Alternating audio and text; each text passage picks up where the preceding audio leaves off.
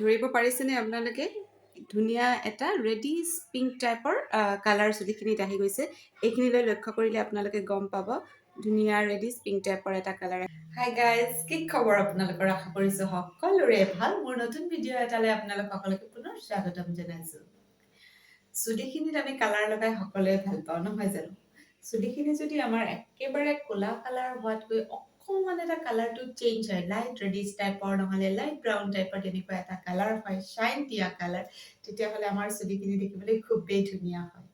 এই ভিডিঅ'টোৰ মাজেদি মই নেচাৰেল ৱেত আমি কেনেকৈ চুলিখিনিক এটা ধুনীয়া কালাৰ দিব পাৰোঁ সেইটোকে দেখাম আপোনালোকৰ লগত। অতি সহজতে কিছুমান সৰু সৰু ঘৰুৱা বস্তু ব্যৱহাৰ কৰি আমি কেনেকৈ চুলিখিনি কালাৰ দিব পাৰোঁ সেইটোৱে এই ভিডিঅ'টোৰ যোগেদি আপোনালোকে চাবলৈ পাব।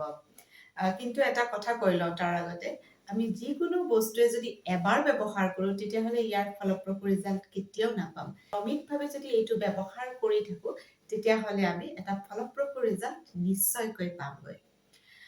আজি মই আপোনালোকৰ লগত তেনেকুৱা হেয়াৰ মাস্ক এটা শ্বেয়াৰ কৰিব গৈ আছোঁ, য'ত মোৰ আটাইতকৈ প্ৰিফাৰেবল ইনগ্ৰেডিয়েণ্টছটো হৈছে কি বিটৰুট। বিটৰুট আমাৰ হেল্থৰ কাৰণে বহুত উপযোগী। তাৰ লগতে চুলিখিনিক এটা ধুনীয়া কালাৰ দিয়াত, ধুনীয়া লাইট ৰেডিছ টাইপৰ কালাৰ দিয়াত বিটৰুটে আমাক বহুতখিনি সহায় কৰে। তো বিটৰুটৰ লগত আৰু মই কি সৰু সৰু বস্তু ব্যৱহাৰ কৰিম সেইটো জানিবলৈ আপোনালোকে ভিডিঅ'টো মোৰ আৰম্ভণিৰ পৰা শেষলৈকে চাব লাগিব। যদি মোৰ ভিডিঅ'টো চাই ভাল পায় তেতিয়াহ'লে লাইক, কমেণ্ট আৰু শ্বেয়াৰ কৰিব। আৰু যদি মোৰ চেনেলটোত আপোনালোক নতুন হয় তেতিয়াহ'লে মোৰ চেনেলটো প্লিজ ছাবস্ক্ৰাইব কৰি দিব। আহক তেতিয়াহ'লে বেছি পলম নকৰোঁ, ভিডিঅ'টো ষ্টাৰ্ট কৰোঁ। মাছটোৰ কাৰণে মই লৈ লৈছোঁ বিটৰুট। বিটৰুট 3টা লৈ লৈছোঁ। মোৰ ওচৰত থকা বিটৰুট কেইটা চাইজত সৰু আছিলে, সেইকাৰণে মই 3টা লৈছোঁ। আৰু যদি আপোনালোকৰ ওচৰত ডাঙৰ বিটৰুট থাকে তেতিয়াহ'লে এটা ল'লেও হৈ যাব। বিটৰুট কেইটা ভালদৰে ধুই মই সৰু সৰুকৈ কাটি লৈ লৈছোঁ। গোটেইকেইটা বিটৰুট মই সৰুকৈ কাটি ল'ম, তেতিয়া আমাৰ গ্ৰাইণ্ড কৰিবলৈ সহজ হ'ব। আপোনালোকৰ যদি চুলিখিনি বেছি দীঘল হয় তেতিয়াহ'লে বিটৰুট হয়তো বেছি লাগিব পাৰে, বা চুলিখিনি কম হ'লে বিটৰুটৰ পৰিমাণটো কমাই দিব। এতিয়া আমাৰ বিটৰুটখিনি মই এনেদৰে কাটি লৈ লৈছোঁ। এতিয়া তাত ৰাতিয়ে তিয়াই থৈ দিয়া মেথি গুটি আছিলে, এইখিনি মেথি গুটি ৰাতিয়ে মই তিয়াই থৈ দিছিলোঁ, এইখিনি এতিয়া ইয়াত দি দিম। গোটেইখিনি মেথি গুটি মই দি দিছোঁ। এয়া লং কেইটামান লৈ লৈছোঁ, আৰু এই লং কেইটাও মই ইয়াত দি দিম। 6-7টামান লং লৈছোঁ, লং কেইটাও মই ইয়াত দি দিছোঁ। এতিয়া এইখিনি এটা ফাইন পেষ্ট বনাই ল'ব লাগিব। বিটৰুট আৰু মেথি আৰু লঙৰ পেষ্টটো আমাৰ ৰেডি হৈ গৈছে। এতিয়া ইয়াত মই 1 পেকেট নেস্কাফে দি দিম। এইটো সৰু পেকেট হয়, 2 চামুচমান হ'ব। নেস্কাফে দি দিলোঁ কফি। আৰু এতিয়া মই ইয়াত এইটো পুষ্পহেনা লৈছোঁ, পুষ্পহেনা অকণমান দি দিম। দি ভাল এটা মিক্সচাৰ বনাই ল'ম। আপোনালোকক হেনা যিখিনি দৰকাৰ হয় চুলি অনুযায়ী আপোনালোকে হেনাখিনি ল'ব। এতিয়া এইখিনি ভালদৰে মিক্স কৰিব লাগিব।